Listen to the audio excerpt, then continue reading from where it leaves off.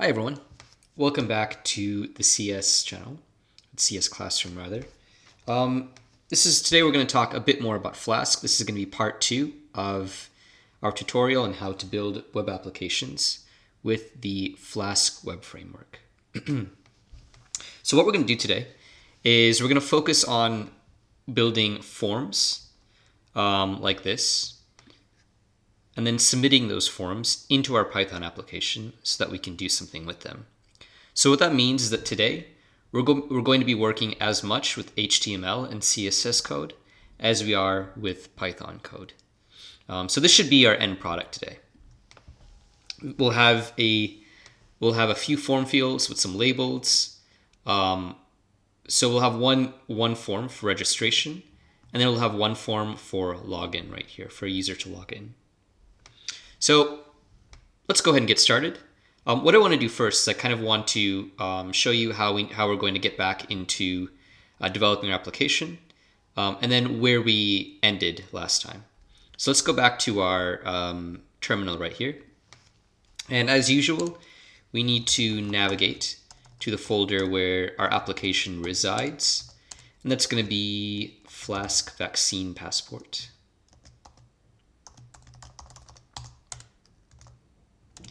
We've got all our folders in there.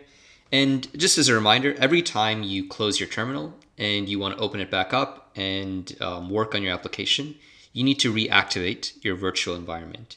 So we're going to do something like this. Actually, let me just go ahead and zoom in on this to make it clear. So .venv, misspelling, /bin/activate. So really quickly, I just used ls to see what folders are in here. I used cd to enter the development folder, and then cd again to enter the folder for my application, ls to see all the files in there, and now I'm going to run this command to reactivate my virtual environment. So let's go ahead and hit enter. And as you can see right here, we've got venv in parentheses. So we're good to go. And what I want to do first is I want to try to restart our Python application. So as we did before, we're going to do Python, we should do Python 3 run.py. It looks like we're good to go. So now we're going to refresh this and kind of see where we left off. And where we left off in our previous tutorial was we just had welcome to Vaccine Passport, enter your name, and then a form field, which didn't really do much. So what we're going to do today is we're going to get into building a form. So the first part of this tutorial is really going to be very HTML and CSS focused. So what I'm going to do first is I'm going to create a new file. I'm actually going to delete this file because this was great for sort of demonstrating how to just display a basic HTML file. But when it comes to real application development, it's not very helpful. So I'm going to delete this. I'm going to create a new file called main.html, and then I'm going to create a file called base.html, and then I'm going to create a new file called main.html.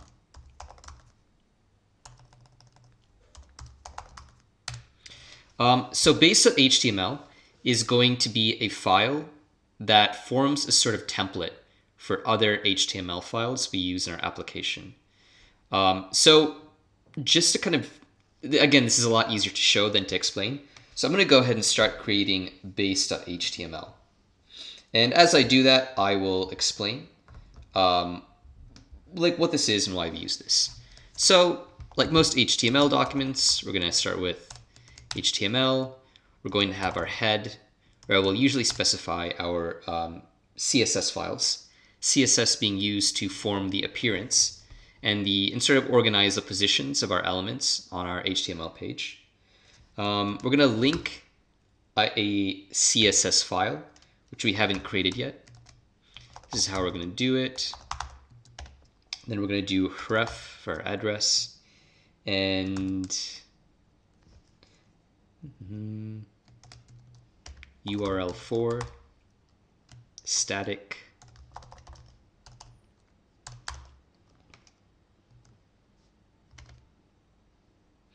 file name equals style.css. And that should actually be pretty good for now. And what this piece of code does is this links us to a file called style.css in the static page. All right. So that means that if we want to utilize this right here, we need to create it. So what we're going to do right here is we're going to create a new, we'll create a new folder in our app folder called static.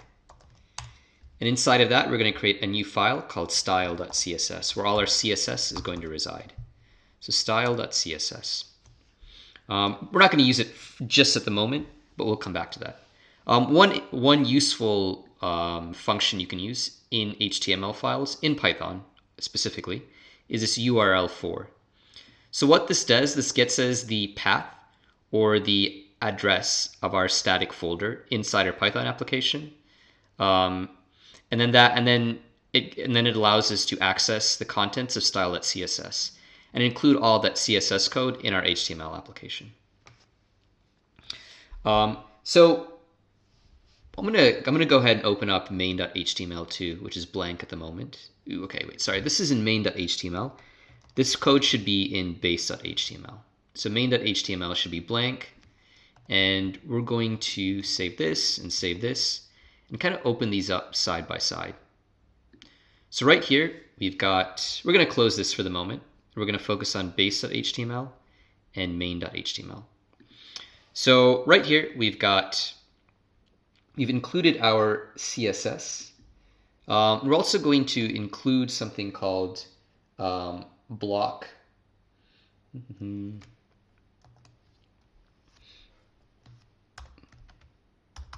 Head.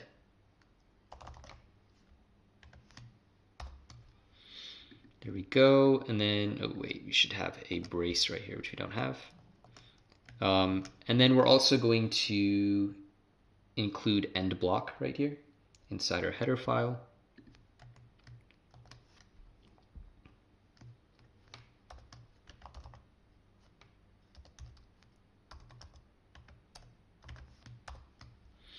And we're also going to include in our header, we're also going to include our title. And this title is not going to be necessarily what we see on the page, but it's going to be what's shown up here in the browser, like in our tab bar. So title, and then we're going to have block, title,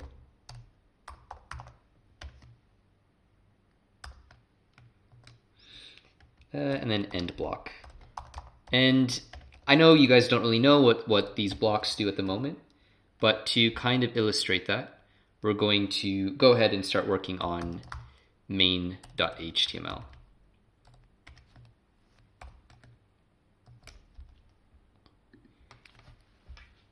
So let's go ahead and get started with main.html.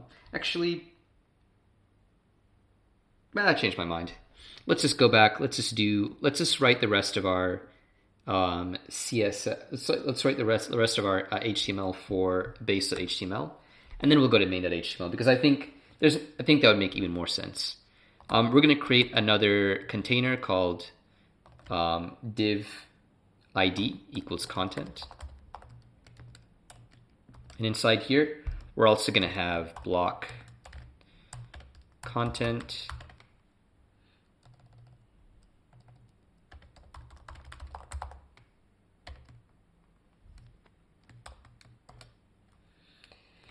And end block.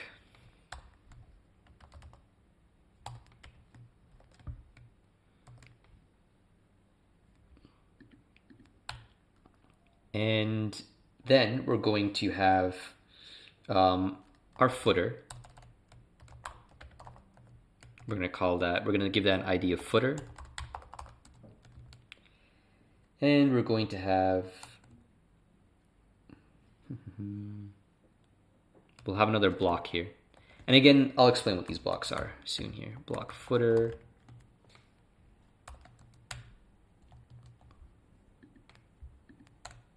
and then end block as usual.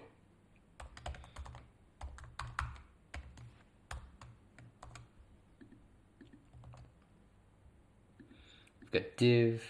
We should also just have a body tag just to make it clear that this is the body of our HTML page, kind of like the body of an essay, the main part of our HTML page. And we're also going to make sure to indent just so it looks organized. So this is a template for other HTML files. And I'm going to kind of show you what that means now, because right now I'm sure it doesn't mean anything to you.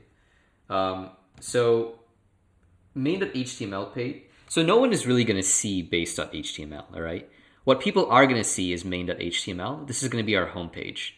And main.html is going to inherit this code or use this code as the basis from which to create content. So that being said, the first thing we're going to do is extends base.html. And that means that we're going to utilize base.html and the organizational structure of base.html in main.html. And then we're going to do block title.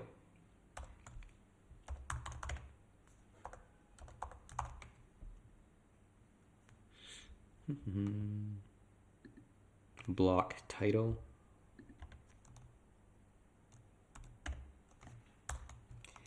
And we're going to do welcome to EasyVax. And then end block.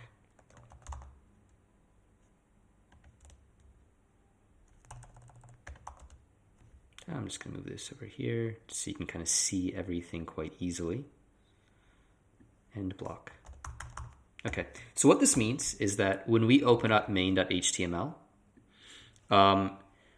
we're effectively going to have base.html, except we're replacing these blocks using this page. So for example, right here, where there is nothing for block title, we're going to have this, all right? This is going to go in here. So we're going to show the contents of base.html, but we're going to specify what actually goes in these blocks in main.html, which kind of contradicts what I just said about not showing base.html. But main.html is what we will display in the browser, but it's going to use the structure that we set in base.html. So we're going to show a title like this, but the contents of these different blocks are really going to be determined in main.html. So the next thing we're going to do is we're going to have block head.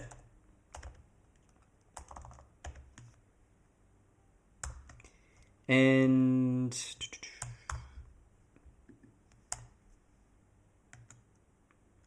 then we're going to have end block as usual. And inside here, we're going to have super.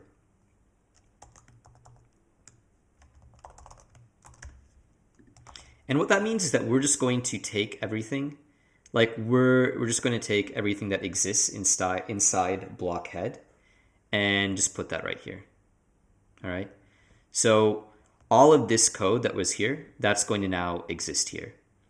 And still, whatever we put in this block title, that's going to go in the middle here. So effectively, the title of this page is going to be Welcome to EasyVax. And then we're going to have block content.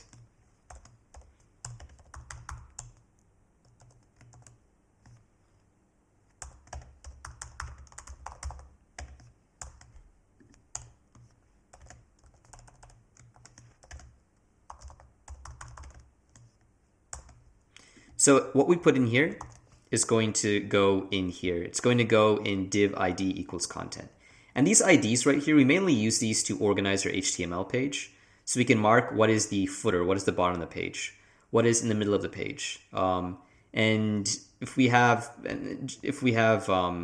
we could even have another div that would be like the banner or the header of the page, what would be at the top. So whatever you put in block content right here, because we're extending base.html, is going to go right in here. And that's what we're going to display in our page. So we're going to have block content. And then this is where we're really going to create our form, all right? Because we want our form to go in the middle of the page in div ID equals content. So basically what we're doing right here is we have a new page called main.html, and we're going to display that in Python. But the contents of our page are basically going to be this, but filled in from what is in main.html. So in main.html, we're just specifying the filling for what's in base.html. But when we open up main.html, it's going to display what's in base.html with what we put in here, or what we specified in our main.html file.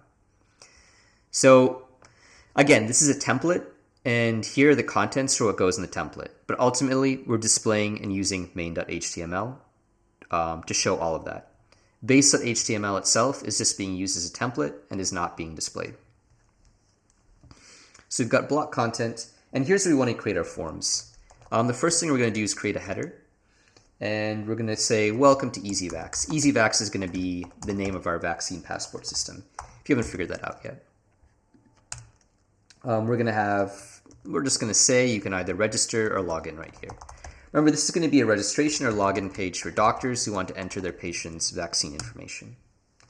And now we're going to create a form, like a super, relatively simple form to register. So we're going to have form, not for.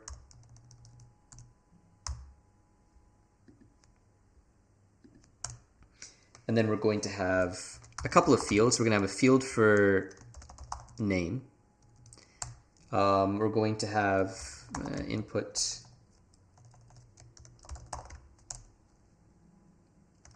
name equals name.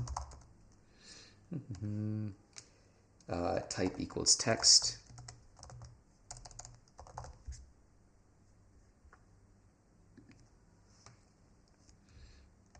Required.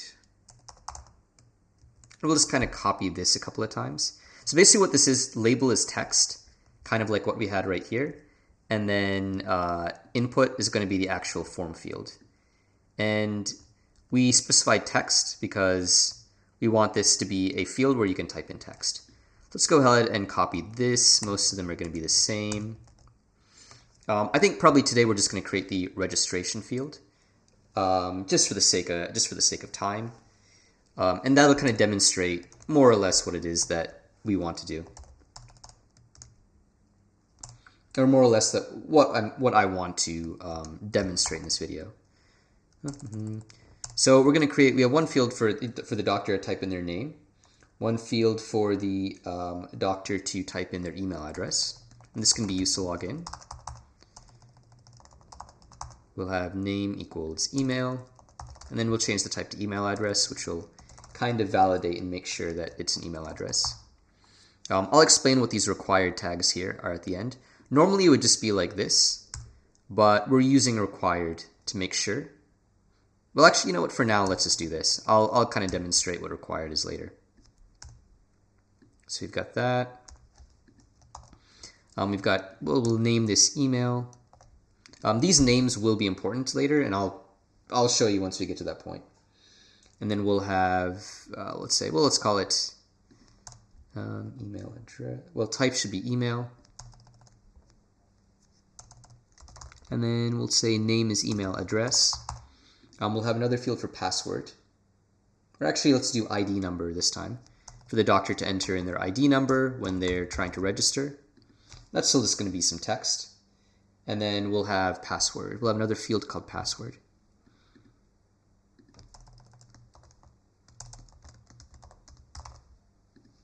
Then we'll have another field for the password. And we're going to call this password, but we're going to also change the type to password, which means that when you're typing in the password, you'll just see dots. And the point of that is so people who are looking at your computer while you're typing can't see what your password is. And then we're just going to have a submit button that will allow us to send this information somewhere.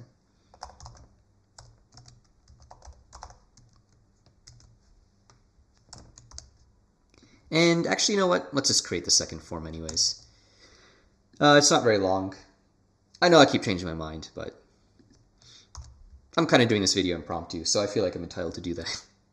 All right, so email address, password. It's pretty simple anyways. And then submit.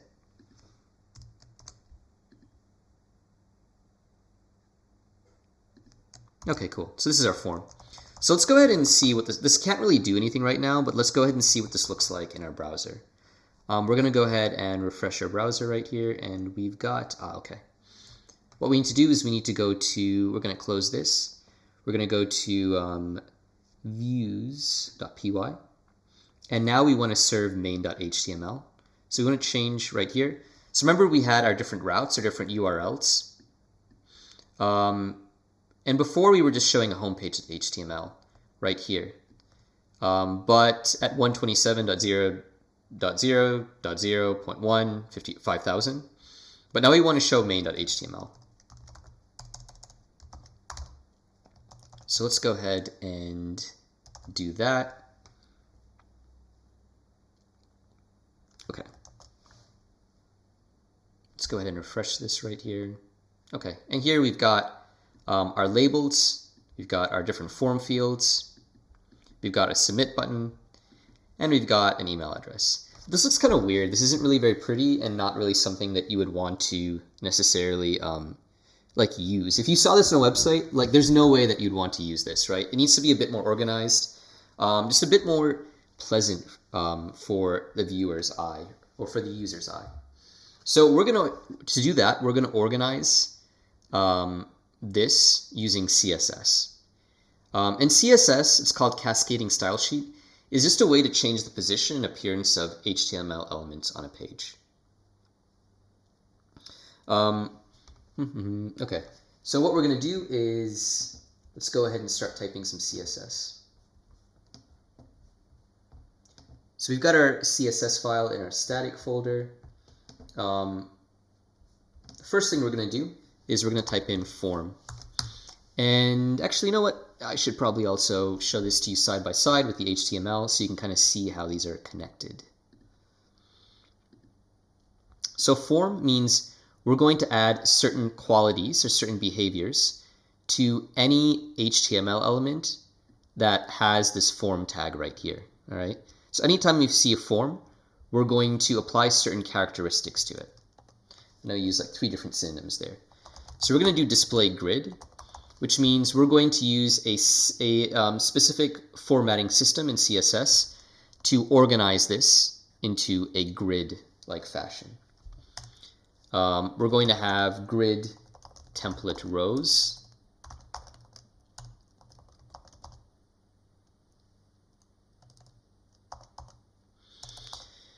And we're going to have repeat for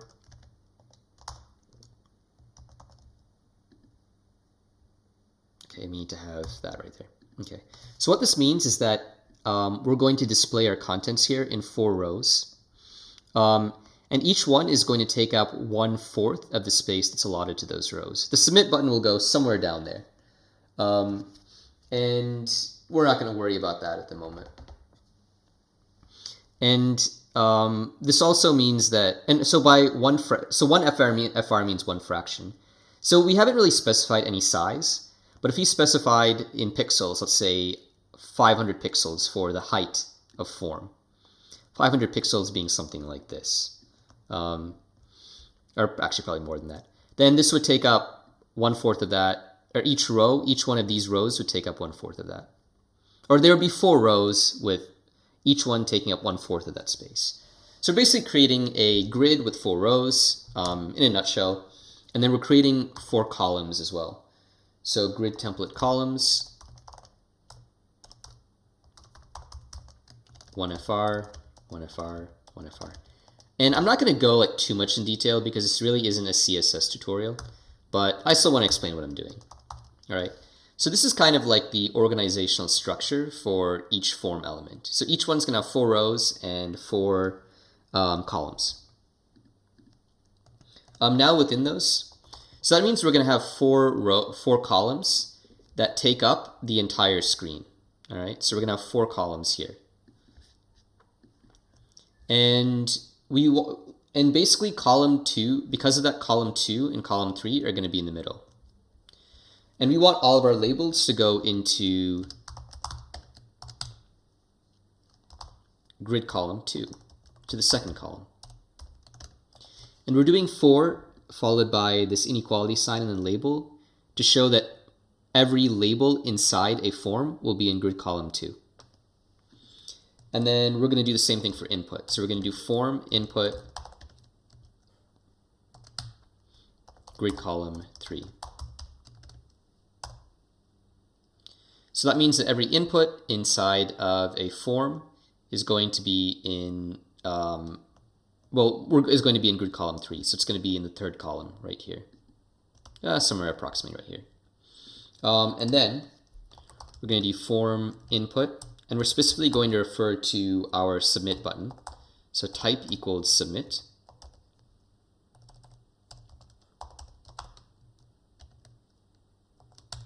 And then grid column 2. So that means our submit buttons are always going to be in grid column 2. And then they're going to be 30% of the width of grid column 2. All right. So let's go ahead and give that a try. I need to do that and then do that. Should also, just for consistency. Okay. We're going to save that. Let's go ahead and see what happened right here. Okay, perfect. So this is how it looks now.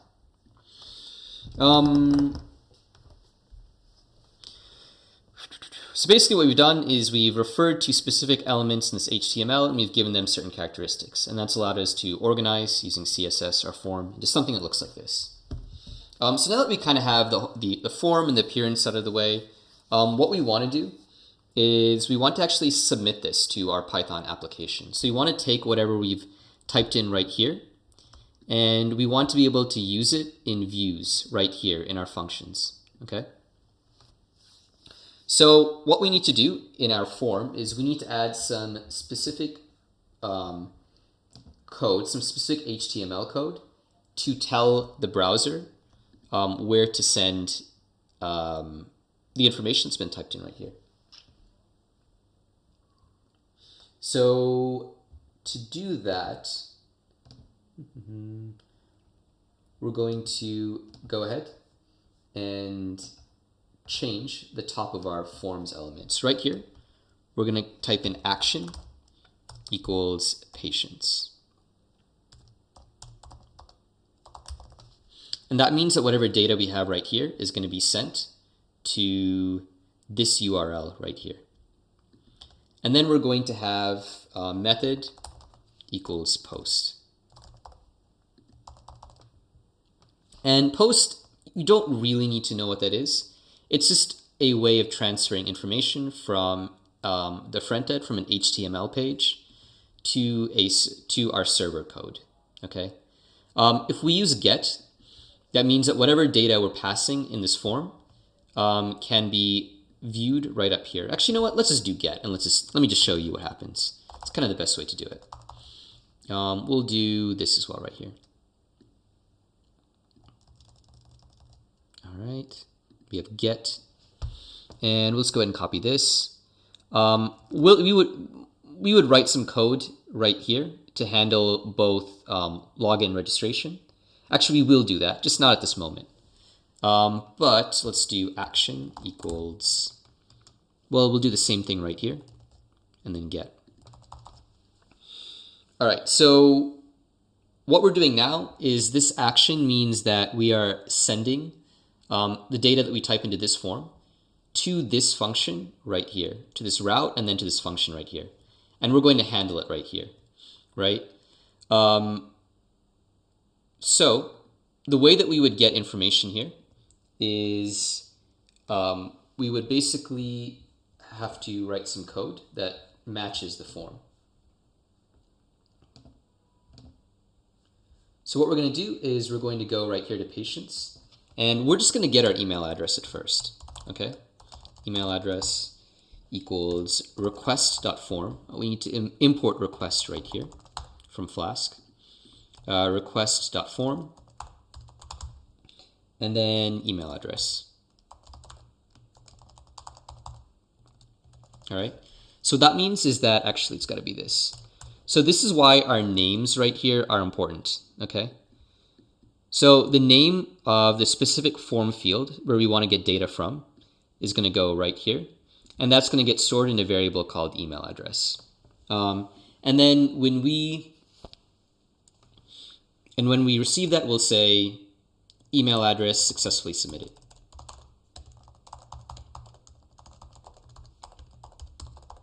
All right. So let's go ahead and let's just do that. All right. So let's go to our form right here. Let's kind of refresh everything.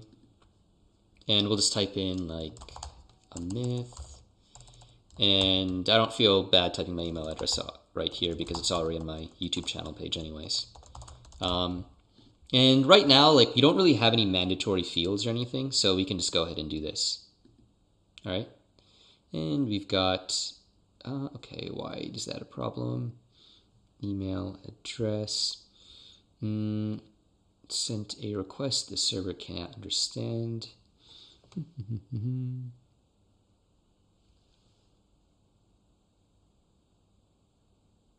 Okay. This could be it. Let's see, methods equals get. This is matching up right here. I don't know if that's the error, but that is one thing that we need to do. So let's go ahead and give that another try. You've still got a problem right here, key error email address.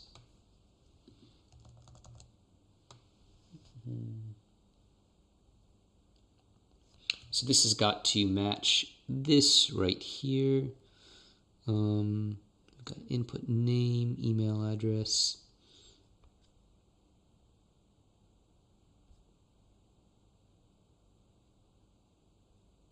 Request form.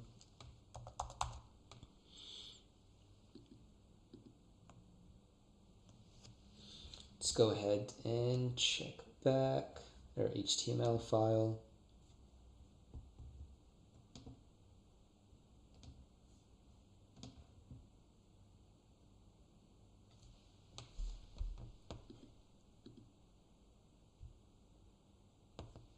We can also kind of go back here and try to find some clues. Like whenever we have a problem, we'll usually have some information here.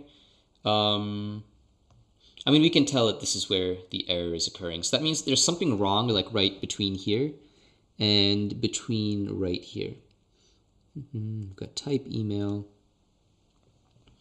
input. Is there anything at all that we're missing right here?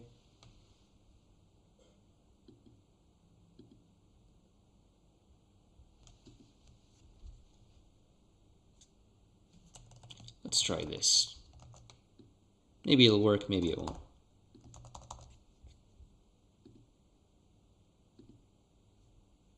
And let's just try to type in some other stuff here. Again, this is the password field, and submit that. Post. Let's go back right here. Let's refresh.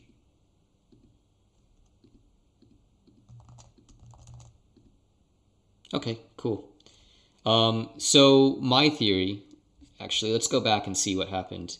Actually, I don't want to say the password here, is that I had to submit it as a post type request. But let's go back and see whether that wasn't the issue. Let's go back right here. Let's go back, let's refresh. gmail.com.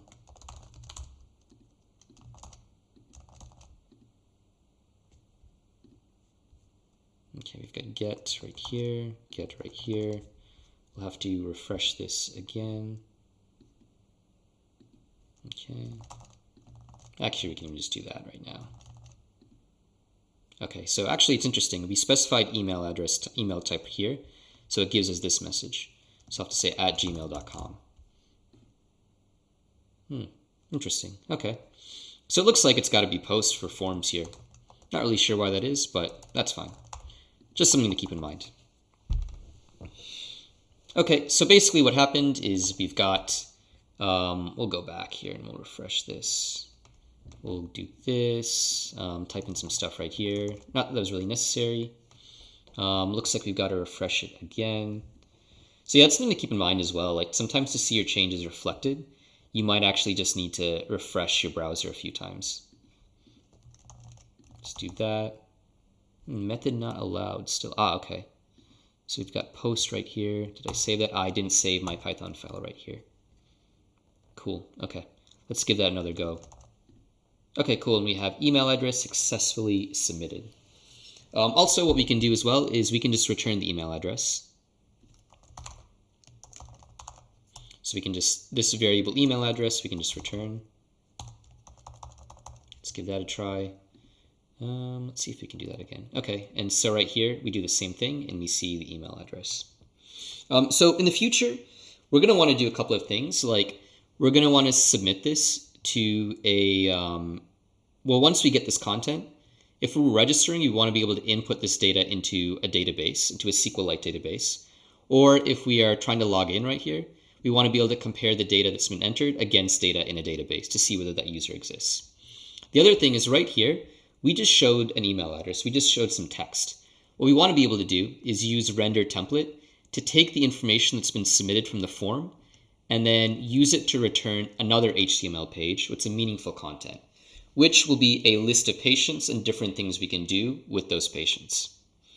One last thing I want to get into right here, because tutorial is running a bit long, probably longer than almost anyone that I've created so far, is, so right here, if we go back to our form, we don't really have to type in all the values, all right? But if you're registering, you should type in all those values. So we're going to type in required.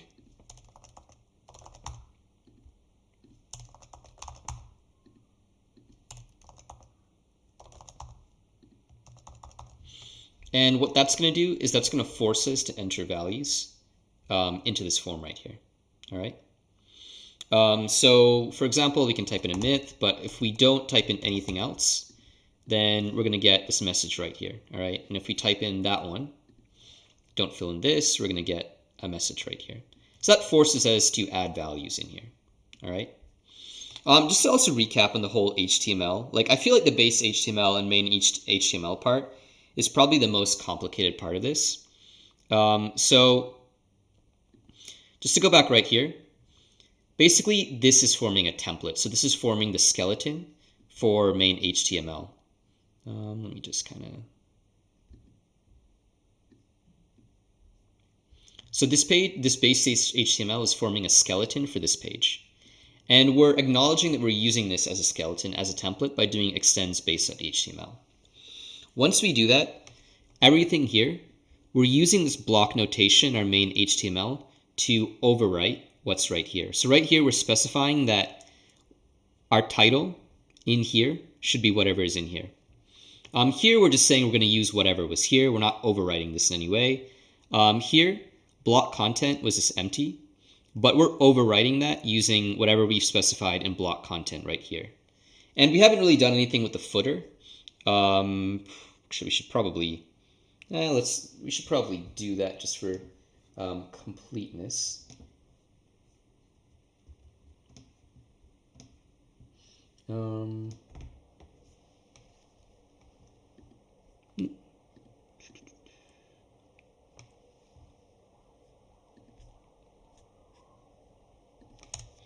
We'll type in a, let's just say copyright 2020, right? Save that, refresh, and we've got copyright 2020 right here.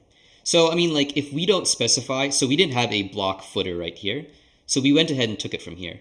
But we could have overridden it. So if right here, if we do like block footer, and then we do end block,